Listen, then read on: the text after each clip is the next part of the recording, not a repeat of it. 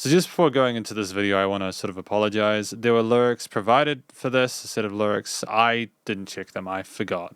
I forgot that they were there. I checked when I was about to render this video and noticed that they were beside the album arts. So I did still try and figure out what was going on in these tracks lyric-wise, but I apologize if by not having the lyrics there I misinterpret. I tried my best regardless. Hopefully you guys enjoy the video and cheers for watching. Sup Shredders, my name is Logan aka Spiderhands and welcome to an SP Reviews, where today we have ourselves a track from an act named, or rather a few tracks from an act named Sweetly Love, the first of these titled Femboy Fantasy 2024. And if we switch over to here, we have ourselves the art on the screen for this 2024 iteration. I should note before we get into it, apparently this is a remake of an original track. I actually think I have actually reviewed Femboy Fantasy off the top of my head. I do believe I have, because I've reviewed quite a few tracks from Sweet Little Love, and I typically do enjoy my time with them now. They're good.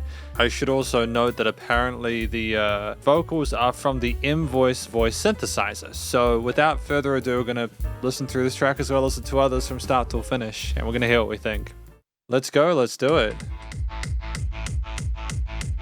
I don't know if you heard that through the microphone, but yeah.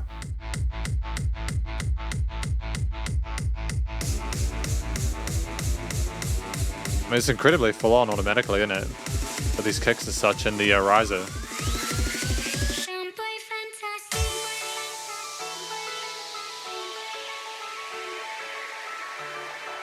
But the M-Voice kind of reminds me of like Hisune Miko a little bit.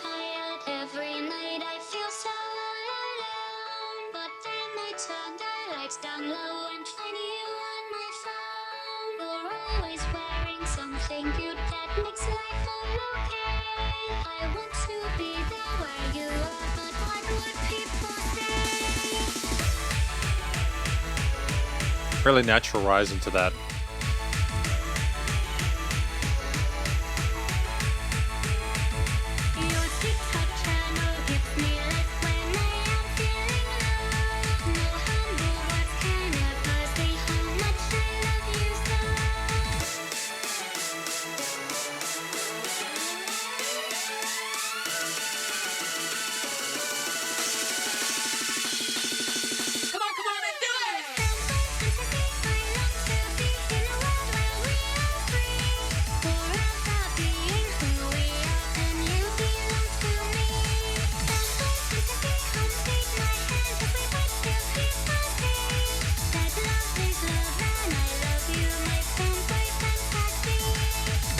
So this is about getting down with a Femboy Fantasy, right? I mean, I know what we're talking about here. It's interesting. Like, it's really high energy. You know, we talk about the lights going low and stuff, and you typically assume that'd be sort of like more kind of like low key. But then we're getting really into it. It's to be fair, it is kind of that ravey stuff, isn't it? I dig it. The production's tight.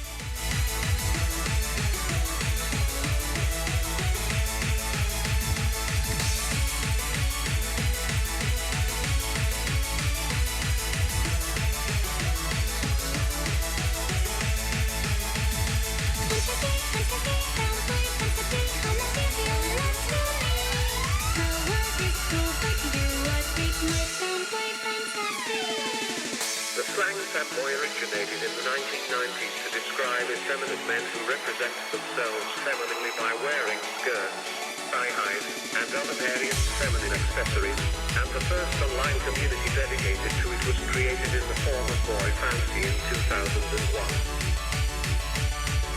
It's crazy to think there's like a subgenre of it. I kind of dig the fact that we're talking about something kind of intriguing and almost niche within a track like this. A lot of the elements of it are very approachable and sort of like they're appropriate for the genre, but to have a story like this that's just a little bit different is also really fantastic. In the era, femboys are usually regarded as being gay men. However, you do not need to be LGBTQ+ to be a femboy. Anybody of any background, lifestyle, and orientation can be a femboy, as long as they appear masculine and wear outfits that could be considered feminine.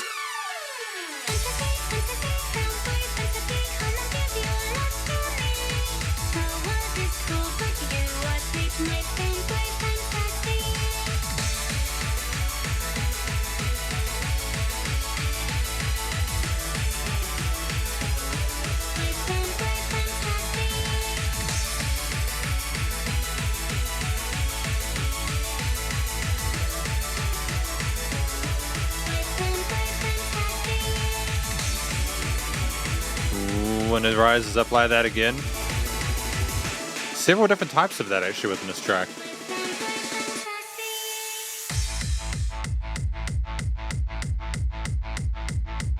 And down with the bass.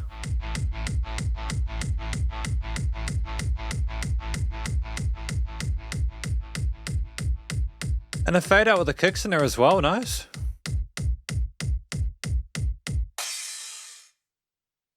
No, there were absolutely no rough edges with this one. I really appreciate what we're trying to do here with this track, Femboy Fantasy, the 24 iteration. I think that the voicing of the EM voice synth there with the overdub, the explanation of the Femboy kind of stuff, and that interlude, it was a nice mixture of the more melodic stuff. I was also providing a bit of background to anyone who might be listening to this who is maybe not as knowledgeable or sort of like aware of how this stuff works. And I think it's great. You know, I've watched YouTube videos where like people like talked about like making, you try to get people to be femboy. Like, there's a lot of crazy stuff online, right? But I think it's cool that people are exploring what they want to explore. The instrumentation of it, the mixture of the synths, bass lines, and risers and drum parts are just absolutely splendid. Very well balanced. The leveling, the EQing, the compression, the side chaining. The transitions between things are seamless there. We've got absolutely no complaints in regards to the way that we have put stuff together in post. The track has these natural inclinations, and then we go down sometimes in terms of dynamic range. We're trying to adjust and allow variation within so that it's not the same thing all the time. The use of different sort of risers, since I know I've used risers a lot, the Ascension synths. They're great because if you have the same one every time, it becomes a bit predictable. But to show that awareness and of trying to get a similar tone to form a similar functionality without it being too samey, shows our fundamental understanding of synthesizers and how to use these instruments in a way that is beneficial and interesting for listeners, whilst continuing with that sense of like that pace there. The chord no groove, doof doof doof, is absolutely anthemic there, very sort of like colorful and love. It's great to listen to. It just pumps you up. It's just fantastic. I kind of hate that I have to kind of sit here and just listen to it because I can't really just, how do I say it? I enjoy it, but I can't just sort of turn my brain off and just kind of vibe to it because I've got to like, but I do appreciate the chance to listen to it nonetheless. Very well done. So apparently this next track, Once Upon a Time, is a happy hardcore tune, if I'm not mistaken, with a fairy tale theme. The vocals are done by Charmae in this, so I'm looking forward to hearing that as well.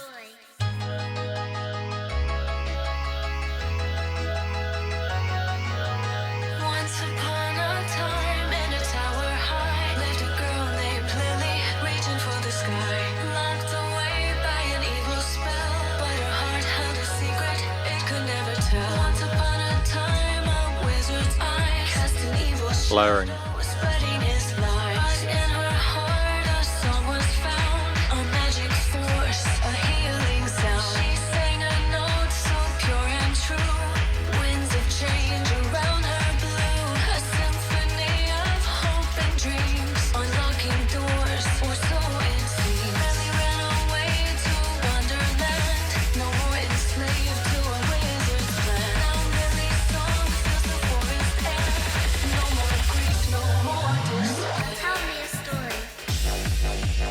And like that, just that tell me a story part, that little gap after the increase in intensity of the drum parts, you know, the extra sort of bass layers there, the Charmaine's voices on top are very fragrant, but then just coming into a different sort of underlying bass drop synth with that oscillation there, a bit of grittiness, kind of dope.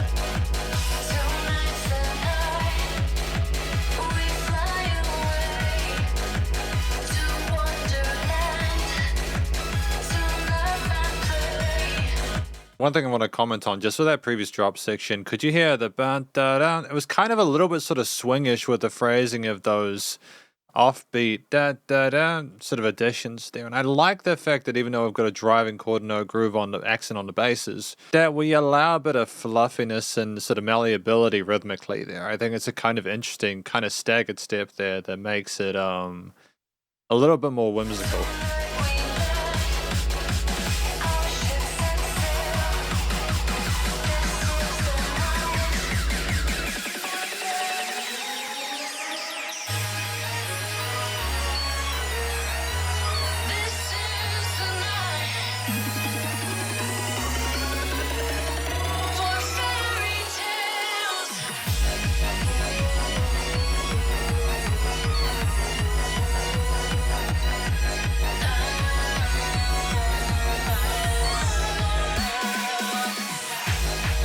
Oh, okay. So we're I'm going to go back a little bit so we can appreciate the vocals there, because going up to the other range belting now is going to be dope. But just committing to the triplets there, the swing triplets for a bit there was kind of sick just in that part there. It was nice. It was great to adjust the variation of the percussion for a bit of drop there, you know?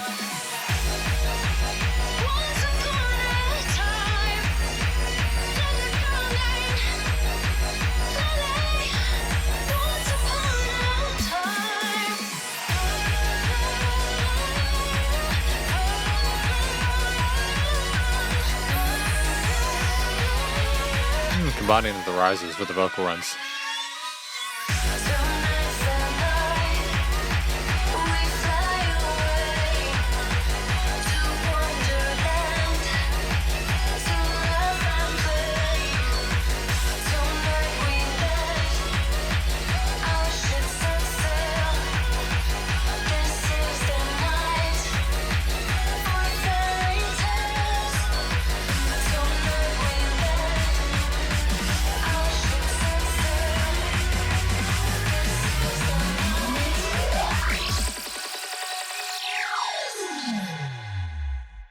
Excellent. No, I really appreciated that. Well done. The story, again, I can understand how it's like based on a fairy tale there. The constant sort of like flying away goes with the happy hardcore kind of thing being taken off to another world by the music. It's cool. There is just this continuity of really interesting melodies there, fragrant in the major or minor scales and sort of triad movements there that work really well. There are catchy hooks on top, much like the previous track we had, Femboy Fantasy there. We're very comfortable now at layering instruments and not just having them all at the same time, like we have the kick and then we have those drums and then we might have the bass come in. And then we add like some vocals and then we add something else and like steps and stages so that it's less sort of constant, so that you have consistent movement and passages through the instrumental layers to kind of add, adjust the intensity there, but also simply just to show that we're kind of on an adventure, I suppose. Like if things are too kind of samey, you think that musically we're in the same place, even if it's like super, super ethereal and intense. What I mean is that like if things are like sounding intense all the time, like it's very loud and stuff, it just might lose a bit of its edge there, a bit of its kind of like spice, because it's too much of the same all the time. I appreciate the filtering of some of the lower mid resonances to go into the higher register in some parts there, the whoosh kind of stuff going on there. It's an easy way to maintain a sense of perceived loudness, whilst also taking away a lot of the other energy to bring it back in and just kind of like really let stuff pump. I think the Charmae's vocals were nice and tuneful. The harmonies that we had, like when we were doing the vocal runs, and then like her main line were great. We had a nice bit of vibrato in there. We were comfortable in the head and chest voice. I think that we played things very neatly in regards to the way that we cooperated with the rest of the elements within the arrangement. I honestly think that this song could do very well in a club environment. I would be surprised if Sweet Little Love wasn't already getting their stuff into like clubs and raves and stuff like that. It's professional grade at this point, if not before. I hope they can get some play, if they're not getting that already. With that in mind, we've also got Gnostick, Fading Grace. This is a new track from a different project that Sweet Little Love is involved in, alongside with vocals from Thomas P. So we'll check this out. We'll see what's going on. We'll hear what's going on.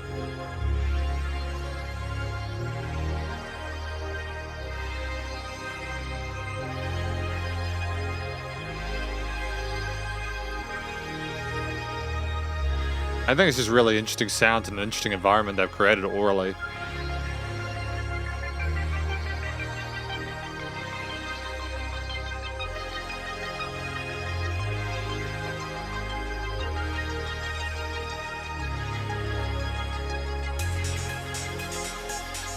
Oh, great movement with the hazing and cymbals.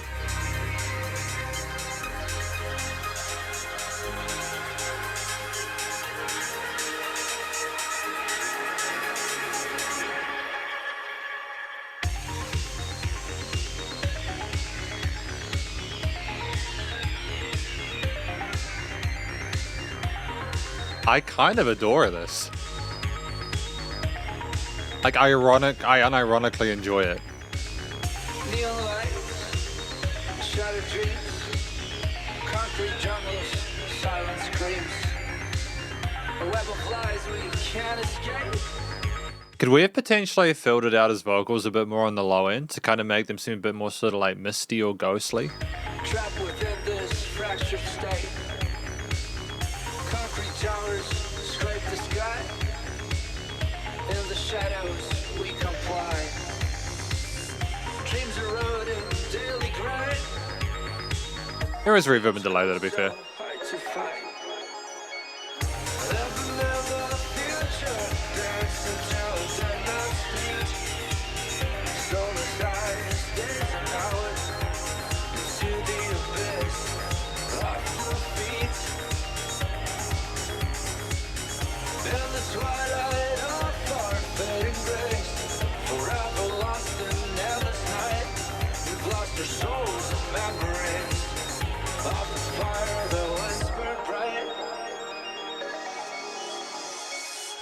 Silent echo Yeah, wonderful. of our past, remnants of a world so vast.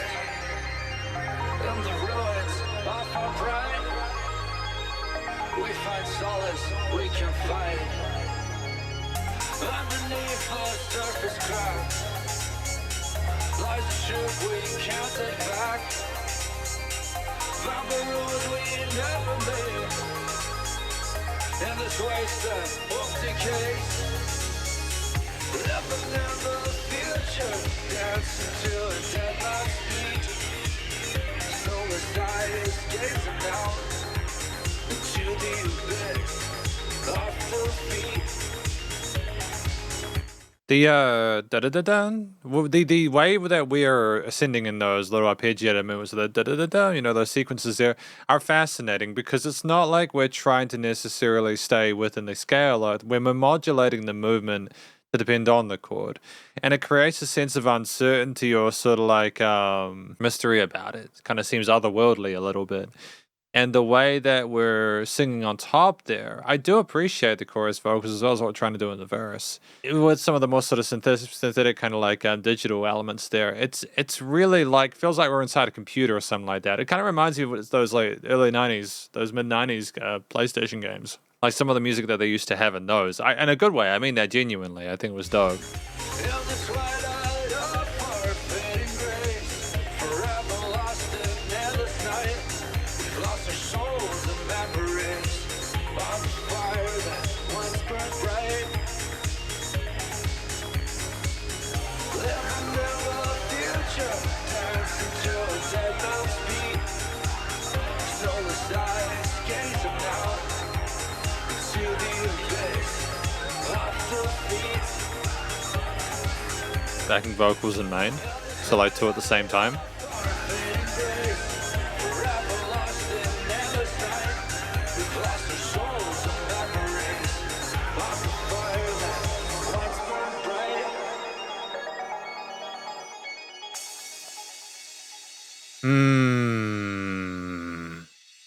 I'm a little bit uncertain about this one, if I'm honest. Like, I'm gonna give it a go and see how we do. I think that this track, Fading Grace, is about someone commenting on our fading grace, like the life that we used to have, and maybe we've lost that along the way because some reason related to maybe like the screens and stuff like that we have in the art.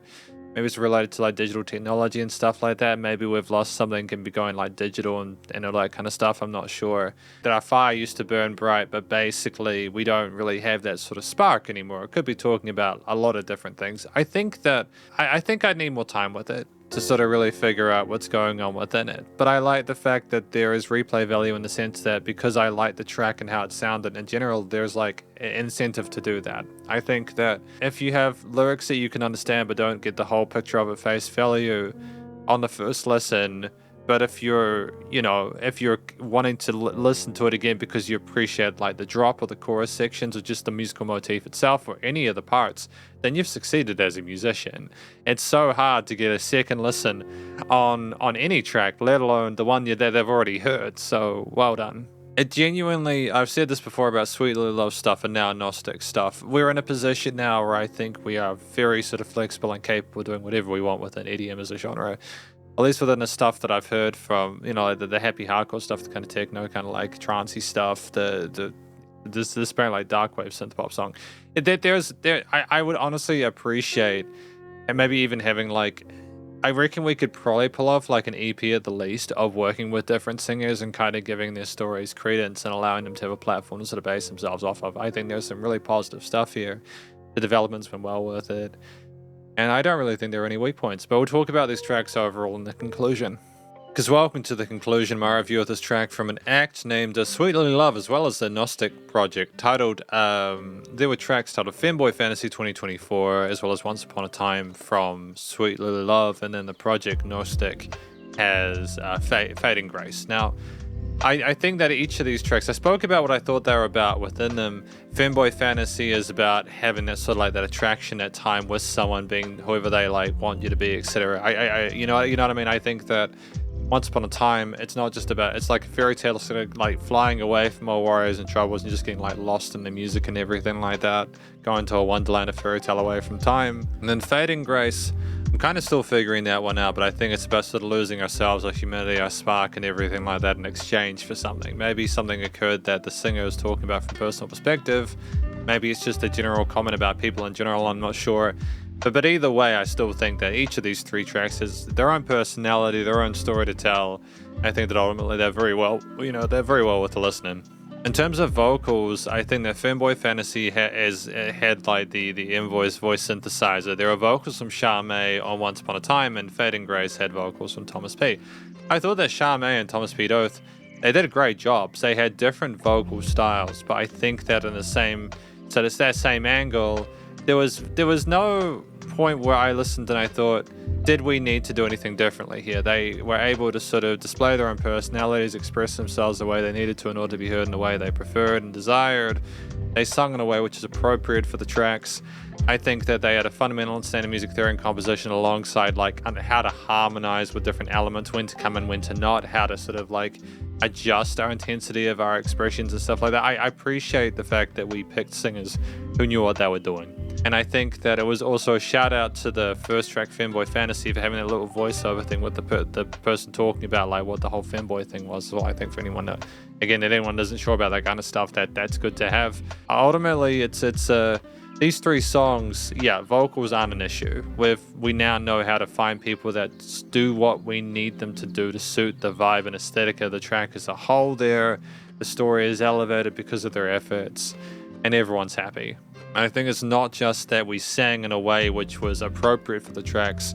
We kind of put our mark on them, but not in the way where it took away from the music or tried to overshadow it. I think that both vocals and the backing had an equal level of importance within this. And considering the effort that's been put into the arrangements and instrumental layering, compositions and stuff within each of these three tracks, I think that's great.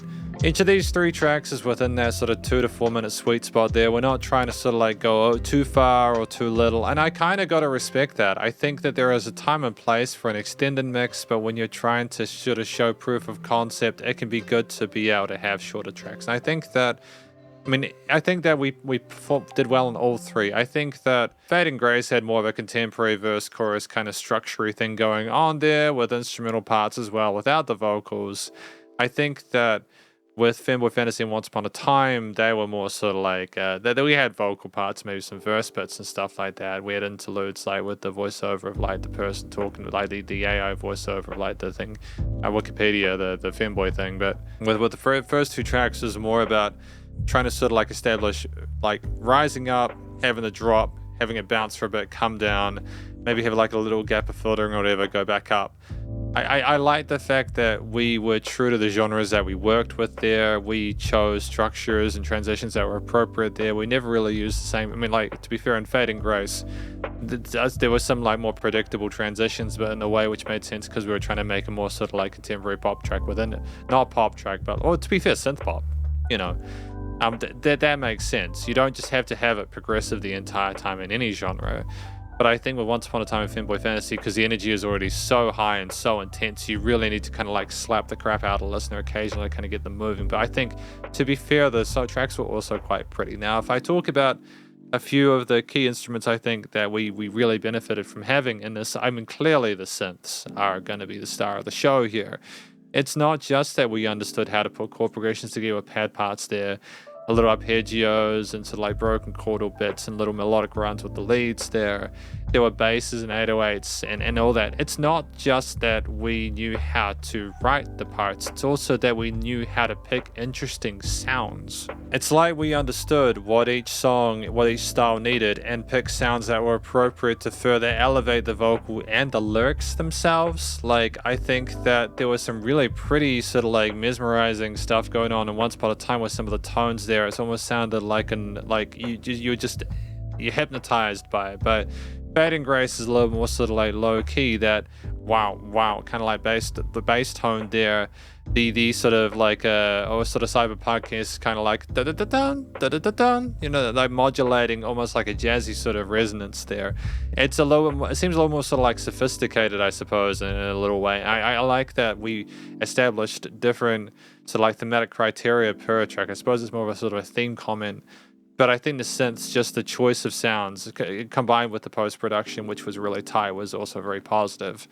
The drums were fantastic. We had a wide range of different grooves there. We were very comfortable with our quarter-note accents at whichever tempo we choose.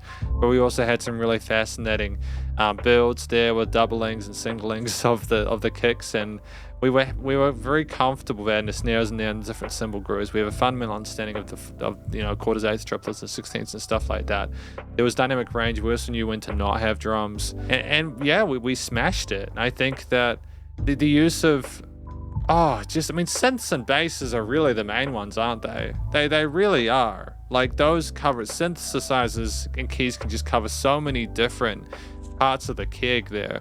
We stacked the different synth layers incredibly well. The drums, they were nicely sidechained. I have no complaints about the instrumentation of these tracks in general. I think thematically, I think that each of the songs chose chord types and different like scale shapes to suit the mood. There were never any, apart from the modulations maybe in Fading Grace, we never really went too far out of the box with chromatics or anything like that. We're typically trying to sort of keep things relatively palatable with the triads we chose there, the major and minor implementations, and we didn't really have any specific lead solos apart. Like, the vocals were still the focal point, even with the in-voice synthesizer and stuff like that. It's just a situation where we knew how to create an aesthetic and environment. Like, it was very almost sort of cinematic at the start of Fading Grace. But it's just also allowing space with an arrangement to have those sub-bass resonances for the earphones to really sort of like be filled out by that, to allow there to be filtering where things go like a little bit higher or a little bit low, etc. What I want to say is that I think that we're in a very happy place, and the studio recording, mixing, and mastering is the icing on the cake there. The vocals came through clearly for the most part. I know I mentioned in Fading Grace sort of like a little bit less low end in Thomas P's part. It's just simply because I feel like you could have added a little bit sort of more of a sheen to it to try and sort of like make it a little bit sort of sparkly. But I also understand that we did the chorus the way we did, and it made sense when we got to that part. So it's why I'm a little bit more careful about being too sort of like, hey, I'm absolutely sure about this until I listen to the song in full. Charmae's vocals are wonderful as well. I think that it's diminishing returns. I don't know, you could have potentially added a little more sort of like high end to Charmae stuff as well, but then it's like, do we want the 4 kilohertz parts to get too high? So ultimately, very, very satisfying work on the vocals there. The synth layers were nicely niched in the frequency spectrum with no weird resonant frequencies, unless it was a deliberate thing. We were kind of screwing with things a little bit, like rises or whatever. Things were nice and wide in the headphones. Like stereo field was full out there. Sometimes things moved between sides of the headphones, but very occasionally. We typically had a placement for things and they stayed there. Things kind of went up and down in unison there. I appreciate the work, the attention to detail to creating a world in the post as well as in the composition. There was dynamic range. Things are not the same loudness all the time, both in terms of the individual instruments themselves as well as the performance as a whole. There things could breathe, even though the side chaining stuff was handled really well. Charmae and Thomas P's vocals, they weren't overproduced there. You could tell they could sing. They were allowed to do their thing, and they were given a platform to be able to sort of collaborate and cohabitate with what Sweet Little Love and Gnostick what we're doing throughout that part. And yeah, nice to know that pumping to the bus compression limiting was handled. I mean, effectively, this is just, again, it's just a very positive review at this point of Sweet Little Love's, as well as Gnostick's tracks titled Femboy Fantasy, Once Upon a Time in Fading Grace, and hopefully you enjoyed it. If you did, please go show them some love via the various social medias and on the digital stream platforms, and stay cool and stay safe. And please remember to support your local musicians and artists at this point in time, as either help more than with all the crazy stuff going on in the world. And I'll catch you in the next review. Spiderhands out.